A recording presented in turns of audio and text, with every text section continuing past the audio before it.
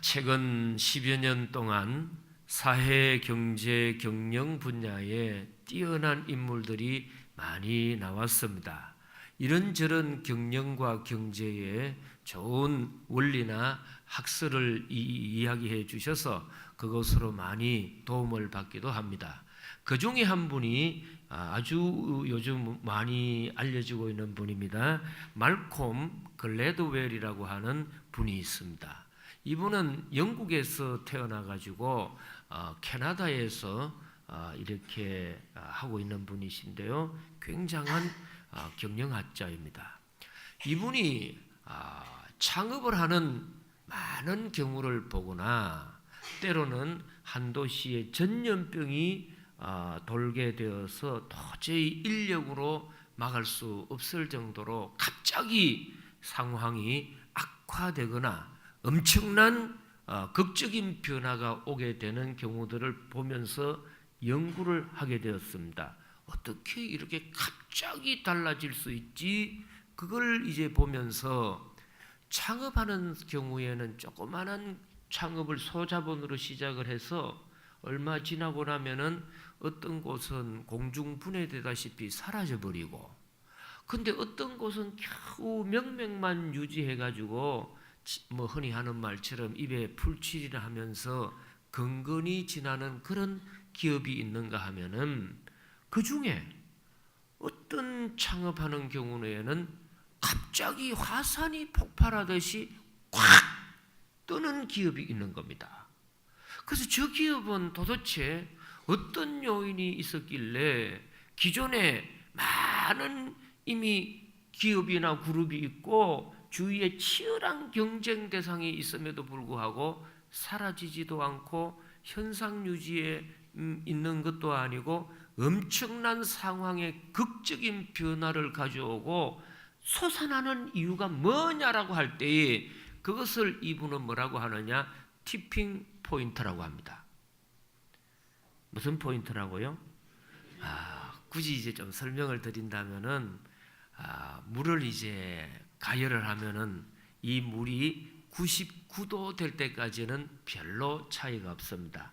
조금 뜨거우냐 덜 뜨거우냐 이 정도 차이입니다. 그러다가 마지막 1도만 더 가열을 해가지고 100도 선상으로 탁 올라서게 되면은 물이 엄청난 변화가 와가지고 끓기 시작하면서 수증기가 되어 올라가는 겁니다. 그래서 요 변기점 딱 그 1도만 더 가열을 하게 되면은 엄청난 물의 변화가 온다고 하는 것을 이제 티핑 포인트라고 이렇게 명명을 해주고 있습니다. 그래서 많은 사람들이 어떤 사업을 하든지 일을 하든지 학문을 하든지 할 때에 성공하는 사람, 그 방면에 두각을 나타낸 사람들에게는 하나같이 나타나는 현상이 뭐냐면 티핑 포인트를 지냈느냐 못 지냈느냐 하는 거라는 거죠. 그래서 이것을 못 지나면은 뭐 일상적인 삶을 그대로 지난다는 겁니다. 그래서 이제 보십시오. 이분이 예를 드는 것이 성경에 다윗과 골리앗의 이야기를 예를 듭니다. 다윗은 당시 유대 나라의 청년들이 가지고 있었던 평범한 직업이라고 하는 목동에 불과했다. 그 당시 청년들은 거의 목동 출신이고 양이나 키우고 소나 키우는 것에 불과했는데 그런 목동들이 이름도 없이 성도 없이 다 역사 속으로 죽어가고 사라졌는데도 그 목동 중에 왜 유일하게 다윗만 우뚝하고 자기 상황의 극적인 변화를 일으켜서 화산이 폭발하듯이 다윗이라는 인물이 이스라엘 역사 속에 등장한 것이 뭐냐? 그거는 다윗은 하나님이 정해놓은 티핑 포인트를 넘어섰다는 겁니다. 이걸 못 넘어서면 계속 그 자리에 머문다는 거죠. 그래서 이것을 제일 정확하게 우리에게 가르쳐 주신 분은 예수님이라는 겁니다. 누구시라고요? 예수님인데 이것을 어떻게 비유로 가르쳐 주셨느냐 하면은 씨앗의 비유를 하신 겁니다. 하늘의 밀이 그대로 있으면 천년 만년 가도 밀 아래의 상태 그대로만 보존되거나 달라진 게 별로 없다는 거죠. 뭐 기껏해야 키재기라는 겁니다. 조금 크고 적냐, 날씬하나, 뚱뚱하냐, 뭐 그 정도지. 씨앗은 씨앗이고 밀알은 밀알이지. 그게 뭐 달라질 데가 없다는 거지요. 왜? 뭐를 못 지내느냐? 씨앗이 극적인 대반전의 변화를 가지고 올 수 있는 티핑 포인트를 못 지나기 때문에 달라질 것이 없다는 겁니다. 그러다가 한갓 씨앗에 불과한 밀알이 엄청난 극적의 변화를 가져오는 결정적인 티핑 포인트가 뭐냐? 땅에 떨어져 썩는 겁니다. 땅에 떨어져 죽는 겁니다. 그러면 그때부터는 씨앗의 형체가 엄청 변화가 되어서 거기서 싹이 나오고 잎이 피고 꽃이 피고 열매 맺고 싹이 피고 잎이 피고 생명이 나오는 겁니다. 근데 이 씨앗이라고 하는 것이 이 티핑 포인트의 결정적인 순간을 맞이하지 못하고 그대로 굴러만 다니고 그대로 방에만 방치된다면은 아무런 변화가 없다 이 말입니다. 그래서 하나님이 인류 역사에 서셨던 위대한 인물들, 근대 경제학에서 또 인문사회학에서 크게 돌출했던 사람들에게는 모든 사람들에게 공통점이 있는데 그게 뭐냐? 티핑 포인트의 두 가지 요인을 통과했다는 겁니다. 보십시오. 성경에도 이게 자주 등장을 합니다. 여리고 도성을 지금 무너기 위해서 여호수아와 이스라엘 백성들이 갑니다.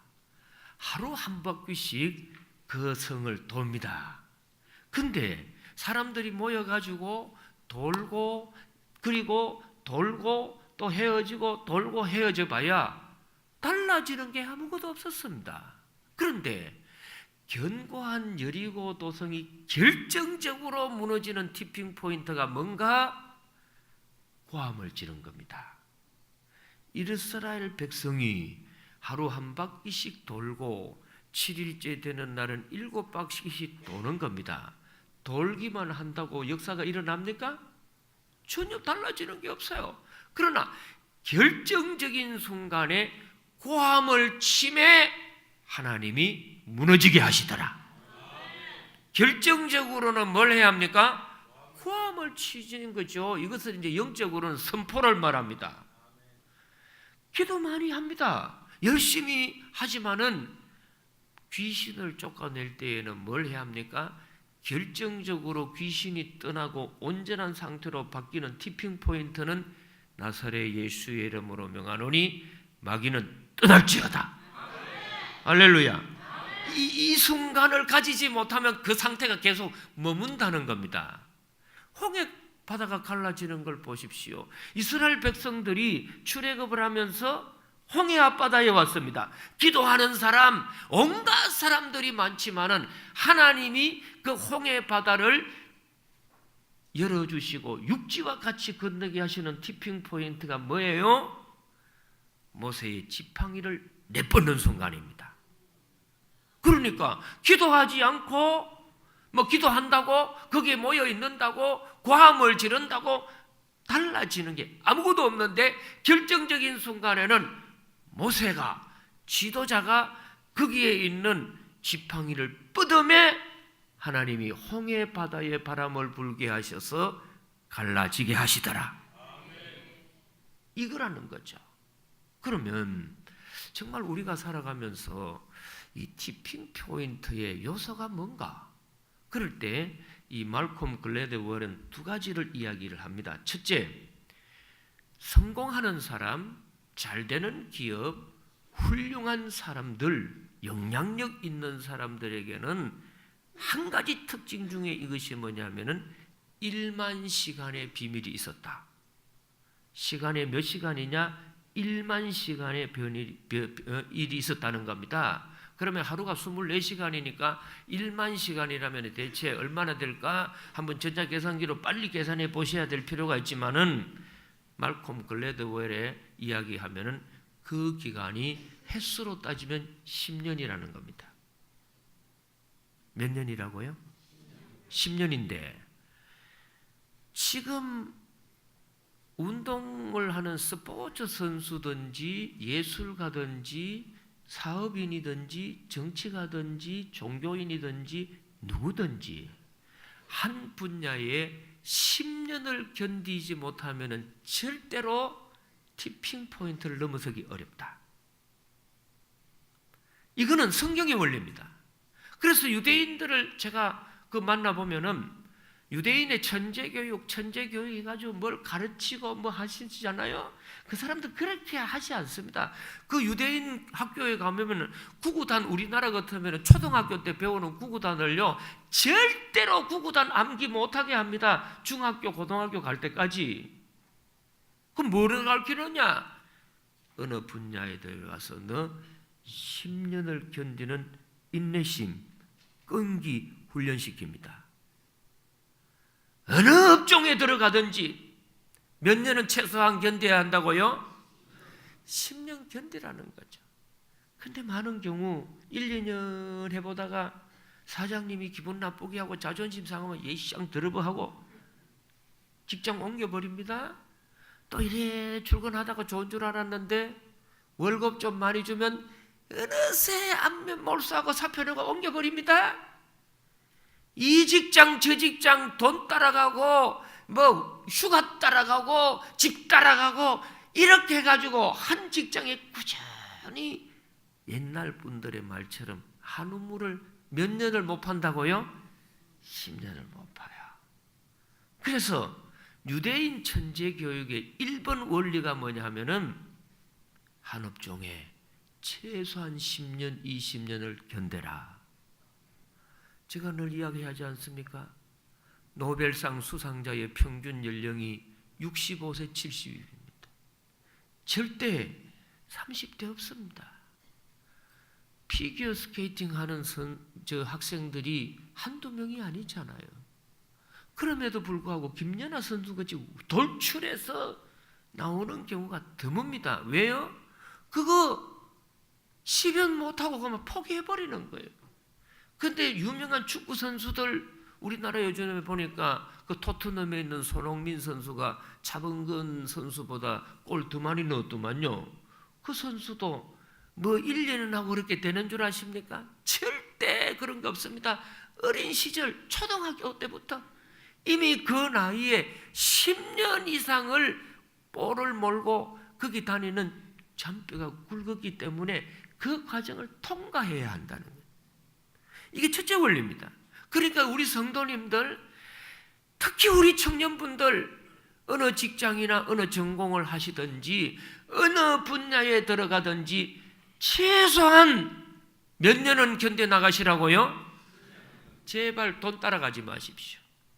사람 따라가지도 말고 환경 따라가지도 말고 진짜 말씀 따라가기를 축복합니다. 꾸준히 가셔야 되고, 두 번째 이분이 주장하는 원리가 뭐냐? 10년, 20년을 지낸다고 다 되는 것은 아니라는 겁니다. 왜? 근성근성하고 그리고 그것으로 이익이나 볼라 하면 안 되고 철저하게 그 머무는 1만 시간 속에서는 뭘 해야 하느냐? 섬기고 헌신해야 한다. 섬기고 헌신해야 한다. 섬기고 헌신해야 한다. 섬기고 뭐 하라고요? 헌신하라는 거죠. 보세요. 예수님이 능력을 많이 행하셨는데 능력자로만 해가지고서는 절대로 메시아가 안 됩니다. 그러면 능력을 많이 행한 분은 엘리야도 있고 그 뒤에 엘리사도 있고 엄청 많은 바울사도도 능력을 얼마나 많이 행했습니까? 그렇다고 그분들이 다 메시아가 되는 것이나 하나님 아들 된 게 아닙니다. 우리 예수님 선지자도 하시고 예언도 많이 하셨어요. 그렇다고 구약의 선지자들이 된 메시아 되고 예언자 되는 게 아니었어요. 왜? 하나님의 아들이 되시고 메시아가 되시는 결정적인 티핑 포인트가 뭐냐? 그것이 끝까지 자기를 버리고 헌신하고 섬기는 십자가입니다. 십자가에 죽지 아니하면 부활의 영광, 하나님 아들이 되는 영광, 메시아가 되는 영광에 들어갈 수가 없는 겁니다. 그래서 이분이 늘 주장을 합니다. 어느 분야에 들어가서든지 10년 날수만 채우고 20년 된다고 되는 것은 아니라는 겁니다. 그 분야에 깊숙하게 모든 것을 뼈저리게 무의식적으로 알려면 그 업종이나 그 일터나 그 위치에서 어떤 자세로 임해야 하느냐? 섬기고 헌신해야 한다. 섬기고 헌신해야 한다. 이것이 뭐냐 하면은 돈 주면 하고 돈 안 주면 안 한다 이런 게 아니지요.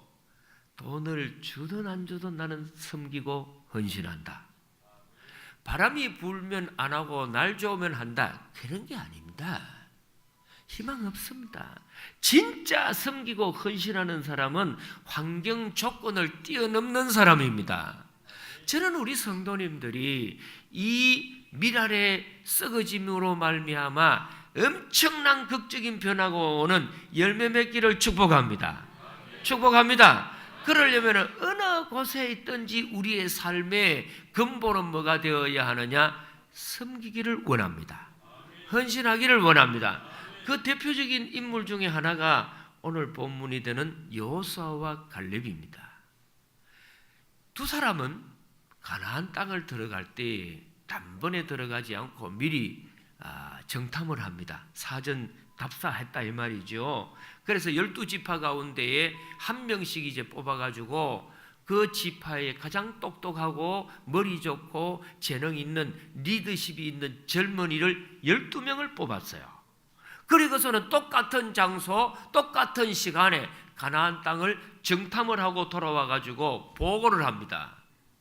그때에 10명은 부정적이었습니다. 안 된다는 겁니다. 와, 땅은 좋고 비옥하고 막 포도 한 송이가 막 두 장정이 어깨에 메고 올 만큼 그렇게 큰 포도가 있는데 진짜 땅은 좋은데 문제가 뭐냐? 거기에 있는 사람은 얼마나 장대하고 거인들이었는지 우리는 그 사람들에게 비교하니까 메뚜기 같다. 그래서 이 부정적이고 매사에 못한다고 하는 사람을 무슨 신두름에 걸린 사람이라고 하느냐? 메뚜기 신두름에 걸렸다고 해요. 다른 사람은 큰데 나는 메뚜기다. 그렇게 이제 기갖고 막 지레 죽어버리는 겁니다. 붙어보지도 안 하고. 그래서 동네에 큰 개가 나오면 동네 평소 까불던 개가 꼬리 내리고 낑낑거리면 다 도망가듯이 안 된다는 겁니다. 그 보고를 들었던 백성들은요 땅을 치고 통곡하고 절망합니다. 온 백성들에게 나쁜 영향을 봐가지고 우리 이제 길이 없다, 희망이 없다, 여기서 죽네 하고서는 절망만 가득할 때에 두 사람이 그 순간을 치고 나옵니다. 여호수아와 갈렙이었습니다. 그러면 이 두 청년은 상당한 인물이 해서 실제로 이 사건이 일어나는 민수기 13장, 14장을 읽어보면 그 참 재미있는 표현이 나옵니다.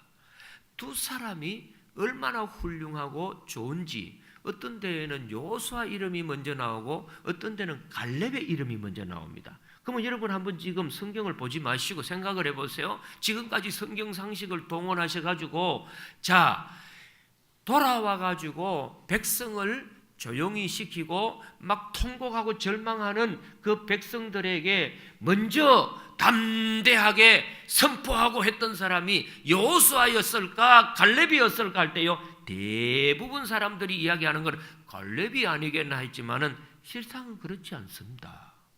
자, 우리 한번 성경을 확인해 보겠는데요. 민수기 13장을 보시도록 하겠습니다. 민수기 13장 30절입니다. 찾았습니까? 자막으로 한번 띄워주시죠. 우리 또 집에 가서 밤새도록 찾아도 민수기 못 찾는 분이 있습니다. 여러분 그런 분들 속상하다 생각하지 마시고 영상이 뜨니까 보세요. 자, 이 본문에 보니까 백성들에게 조용히 하라 하고 담대히 할 수 있다고 선언하는 사람이 여호수아인지 갈렙인지 제가 읽어드릴 테니까 보십시오. 갈렙이 모세 앞에서 백성을 어떻게 합니까? 조용히 하고 이르되 우리가 곧 올라가서 그 땅을 취하자 능히 이기리라 하나. 지금 여기에 보니까 누구의 영향력이 큽니까? 누구 리더십이 대단합니까? 갈렙이지요. 갈렙. 그 갈렙 이름이 먼저 나옵니다. 그리고 14장 30절 보세요. 14장 30절을 보셔도 거기도 누구 이름이 먼저 나오느냐? 갈렙 이름이 먼저 나옵니다. 14장 30절 다 같이 읽어보겠습니다. 여분네의 아들 갈렙과 눈의 아들 여호수아 외에는 내가 맹세하여 너희에게 살게 하리라. 한 땅에 결단코 들어가지 못하리라. 아멘. 자, 거기에 보셔도 누구 이름이 먼저 나옵니까? 갈렙이죠. 그리고 14장 24절 바로 앞에 절 보셔도 거기도 갈렙이에요. 그러나 내 종 갈렙은 그 마음이 그들과 달라서 나를 온전히 따랐은즉 그가 갔던 땅으로 내가 그를 인도하여 드리리니 그의 자손이 그 땅을 차지하리라. 아멘. 그런데 6절 보세요. 6절에 보시면은 누구 이름이 먼저 나오느냐? 6절 말씀입니다. 그 땅을 정탐한 자 중 누구 이름이 먼저 나옵니까? 눈의 아들 여호수아와 여분네의 아들 갈렙이 자기들의 옷을 찢고. 자, 민수기 성경에서는 어떻게 표현을 하느냐 하면은 어떨 때에는 여호수아가 돋보입니다. 근데 어떨 때에는 갈렙이 돋보입니다. 근데 신학자들의 평가에 의하면 외모의 조건이나 리더십이나 위기 대처 능력이나 순발력에 있어서나 건강 관리는 탁월히 갈렙이 좋았다고 합니다. 그래서 막 울고 있을 때 이대로 둬서는 안 되겠다고 전 백성들을 조용히 하라고 딱 위기에 봉착해서를 대처해서를 순발력 있게 했던 사람이 갈렙입니다. 그리고 나이가 들어가지고 82살이 되었던 갈렙이 여호수아에게 와가지고 했던 말이 뭐예요? 이 산지를 내게 주십시오 했더니 아이고 나이가 많지 않습니까? 나이를 생각하셔야 했더니 나이는 숫자에 불과하다고. 물론 이런 성경은 없어요. 그러나 그렇게 하면서 내 나이와 관계없이 나는 내 몸이 청년 같다는 겁니다. 제가 좀 닮은 것 같습니다만 실제로 갈렙이라는 분이 대단한 분입니다. 그래서 이 둘이가 이제 우열을 가리기가 어렵습니다. 막중막하죠. 서로 이제 뭐 어떤 데 보면은 서열이 여호수아가 빠르기도 하고 어떤 데는 갈렙이 빠르기도 하는데 결정적인 순간이 되었습니다. 모세가 죽고 나서 하나님이 후계자로 우뚝 세울 때에는 누구를 세우느냐? 자, 여호수아 1장 이제 보시도록 하겠습니다. 구약성경 여호수아 1장 1절에 보면은 하나님이 누구를 지명하시느냐? 1장 1절입니다. 다 같이 우리 한번 읽어보도록 하겠습니다. 여호와의 종 모세가 죽은 후에 여호와께서 모세의 수종자 눈의 아들 여호수아에게 말씀하여 이르시되, 제가 읽어드립니다. 내 종 모세가 죽었으니 이제 너는 사람이라면 누굽니까? 갈렙입니까? 여호수아입니까? 여호수아예요. 여호수아를 민족의 대표 지도자로 세우시고 무슨 권위를 주시느냐? 이 모든 백성과 더불어 일어나 이 요단을 건너 내가 그들 곧 이스라엘 자손에게 주는 그 땅으로 가라. 내가 모세에게 말한 바와 같이 너희 발바닥으로 밟는 곳은 모두 내가 너희에게 주었노니 곧 광야와 이 레바논에서부터 큰 강 곧 유브라데 강까지 해쪽 속에 온 땅과 또 해지는 쪽 대해까지 너의 영토가 되리라. 갈렙에게 주지 아니했는 민족의 대표의 권위를 부여해 주시고 네가 이제 가는 곳에 네가 이끌어가는 너희 백성들이 발로 밟는 곳은 다 너희에게 응답하여 주리라. 권위를 부여하신 겁니다. 그러면 이 두 사람 가운데 왜 하필 하나님께서는 여호수아를 선택하셨을까? 그리고 왜 갈렙은 2인자로 결국은 멀어지게 되었을까? 그 말씀이 오늘 본문 1장 1절에 다시 이제 소개를 합니다. 거기 보면 이런 말이 있습니다. 모세는 여호와의 종이다, 이렇게 표현을 합니다. 그런데 여호수아를 보고는 하나님의 종이라고 하지 않고 누구의 수종자, 종이냐? 모세의 수종자라고 합니다. 자, 오늘 다시 1절 확인해 보겠어요. 거기 보니까 모세는 하나님의 종이라고 합니다. 여호와의 종 누굽니까? 모세고, 모세가 죽은 후에 여호와께서 모세의 수종자 눈의 아들 여호수아에게 말씀하여 이르시되, 자, 여호수아를 보고는 하나님 종이라고 하셨나요? 모세의 종이라고 했습니까? 모세의 종입니다. 이 말은 뭐를 말하느냐 하면은, 보십시오. 정탐을 갔다 온 뒤에 두 사람이 빛이 났어요. 아주 탁월했어요. 그랬을 때에 갈렙은 그것으로 임기 만료해서 자진해서 자기 지파로 돌아가 가지고 12지파 중에 하나가 되는 자기의 지파 유다 지파의 족장으로 살아갑니다. 족장은 그래도 한 지파의 대장입니다. 높은 지위, 그렇게 살아갑니다. 그런데 여호수아도 얼마든지 자기 지파에 돌아가면은 갈렙 같은 족장으로 높은 지위와 대접받으면서 살아갈 수 있을 텐데, 모세와 더불어 이분이 하는 일이 귀하다 하면서 끝까지 수십 년을 모세 곁에 떠나지 않고 하인같이, 갈릴리 가나 혼인잔치 집에 물 떠오르는 하인같이 섬기고, 그리고 늘 옆에서 헌신하고 도와줍니다.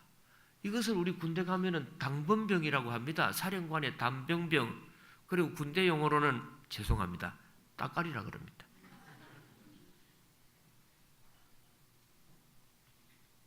여호수아는 얼마든지 자기 지파에 돌아가면은 한 지파의 두목 노릇, 족장 노릇 할 수 있습니다. 그러나 꾸준히 내가 한 지파에 족장하는 것도 좋지만 이 훌륭한 분에 섬기는 것이 좋겠다고서는 꾸준히 모세를 섬기니 10년, 20년의 섬김을 통하여 하나님이 정해놓은 변화의 분기점, 티핑 포인트를 넘어서는 겁니다. 그때부터는 갈렙하고 비교가 되지 않는 역사를 하나님은 일으켜 주시더라는 겁니다. 저는 우리 교회 청년들이 월급 받을 목적으로 직장 생활하지 않기를 원합니다. 먹고 사는 생존만 위해서 살아가는 자가 아니기를 원합니다. 하나님이 정해놓으신 이 포인트 넘어설 수 있기를 원합니다. 그러면 교회 생활을 하실 때도 뭘 하셔야 합니까? 섬기고 헌신하는 자세입니다.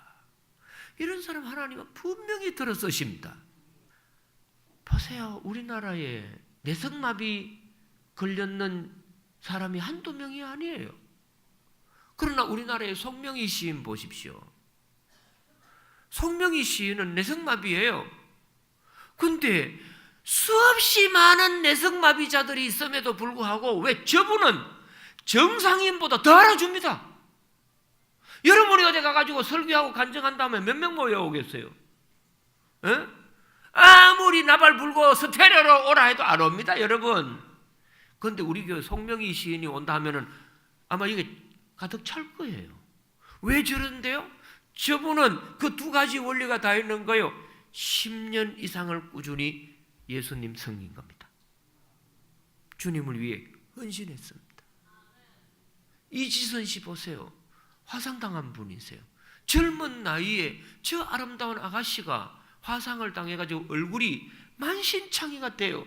근데 보세요. 화상당해서 얼굴 만신창이 된 분이 저분만은 아니에요.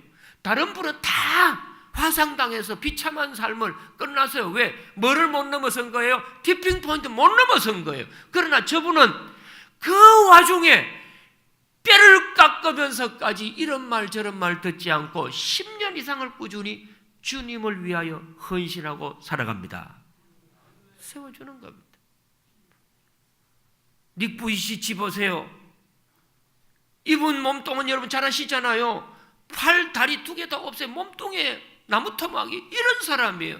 근데 이런 사람이 전 세계에 보세요. 여러분 인터넷 검색창에 팔, 다리 없는 닉 부이치치를 닮은 장애인이 몇 명, 수천 명 나옵니다.